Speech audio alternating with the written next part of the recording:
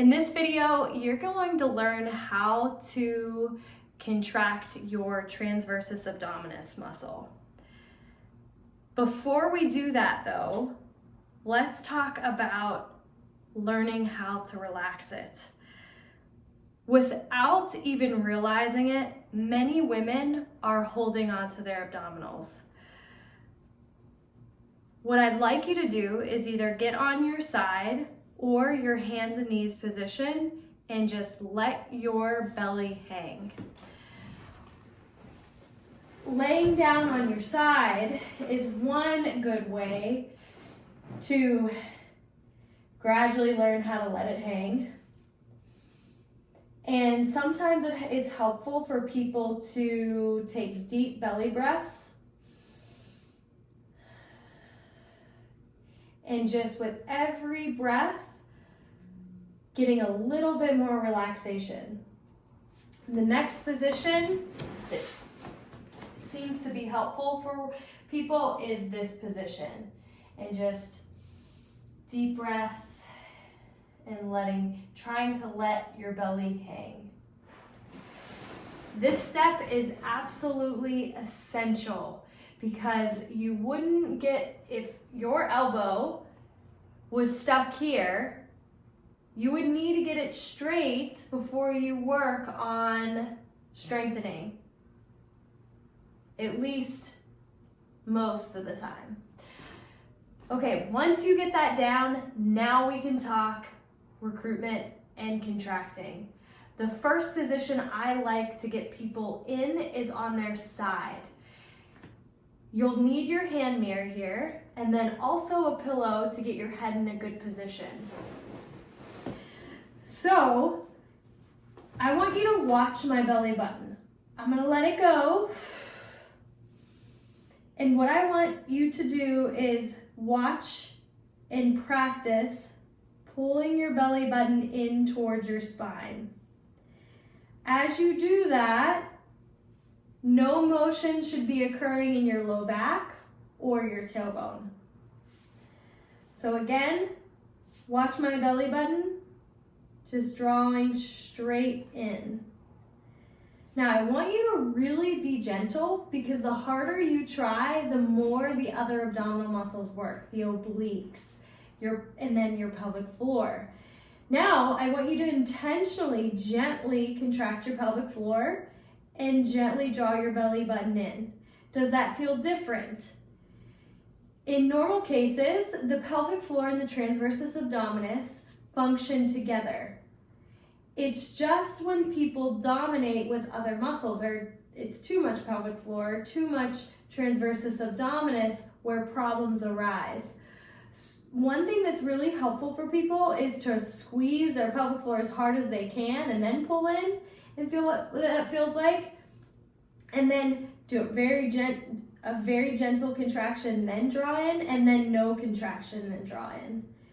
A lot of women say that they can't tell the difference between the gentle contraction of the pelvic floor with the transversus abdominis and just just pulling the belly button in. Once you're comfortable with just the direction of drawing it in, we move on in that you're going to hold it and count out loud to 5. 1, 2, 3, 4, 5. And then fully let go. Counting out loud to 5 and trying to maintain your normal voice is a way that we dissociate or train the pelvic floor with the diaphragm. If I hear this like 1, 2, 3, 4, 5, or 1, 2, 3, 4, 5, or I see like your belly moving with each number, that's a sign. And I know that it's just that the muscles are weak and it's something that you have to work on.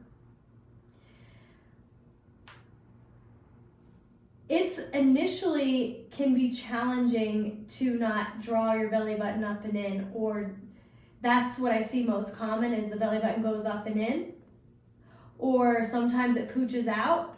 So playing around with how you're contracting and being patient and allowing your belly to relax completely in between reps is absolutely key. So once you get it down on this side, or you practice, do 10 reps or 5 reps. Some people are tired after 5 reps, and then switch sides. So you do it on the other side, because the weight of gravity is biasing on one side here. So you want to train both. For the purpose of this video, I'm just going to move on and show you the next position to work on this. So the next position will be hands and knees. And if you're not sure what neutral posture is, you can refer back to the video on the hands and knees or quadruped posture. So the first thing you do is ensure that your belly is completely relaxed. And then the same thing, you draw in, count out loud to 5. 1, 2, 3, 4, 5, and relax. I encourage you to go through the process of, okay, contract your pelvic floor as hard as you can. Do the same thing. Contract it just gently, just contract and lift gently, and then pull your belly button in, and then don't do it. Just think the belly button. What do you feel? What feels like you have most control? And forgot to mention, you should be feeling this below your belly button. And then around your belly button, if it's balanced. If it's up here, if your belly button's really going up and in, you probably will feel it up and in. The better you are able to coordinate with your pelvic floor and the lower fibers of the transversus abdominis, the better. The next position you're going to do that in is going to be on your belly. And you could even do this before you do it on your hands and knees. This is often a tough position for women who are breastfeeding to get in. So using pillows is often what I have my patients and clients do. And here you're just trying to lift your belly off of the surface that you're laying on. Sometimes it's not a position that people like or it makes sense to them, and that's okay, but know that that is the initial gentle brace that you get into for movements like this, where you're working on keeping your spine in neutral and not letting your back arch.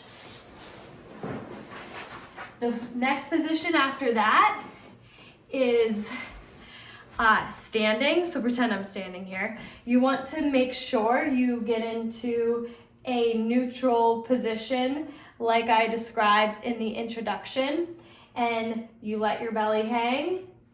You pull your belly button in. So to give you a good view, I'm letting my belly button hang. I pull in, and then I let it go. Common things women want to do is just let it plop out. You want to control it, but allow it to reach the full relaxation. These are optional positions, but I like them, and they are tall kneeling, half kneeling position. The reason why I like those positions are because it changes what stretches are going through the one side of the hip versus the other side. And I really like core exercises in those positions. So it's a good foundation to start working on the deep core prior to adding resistance or movement there. Some people ask me, okay, well, do I pull my belly button in when I walk? Yes, but not all the time. So we want to build in the training just as I would build for a running program, like trying to change some aspect of the running program. I am going to give my patients and clients an interval program, okay? So part of this walk, every 2 minutes, you're gonna work on the gentle deep core brace, and then you're gonna let it go. Just walk, don't hold anything in. This is to train the body in a way to promote your tissues to adapt. So it's not about gripping your abdominals when you walk, not at all. It's more of just a tissue, a way to train the tissues. And then there are other exercises that are core exercises specifically for walking that you are intentionally doing these motions. So you'll see those later on.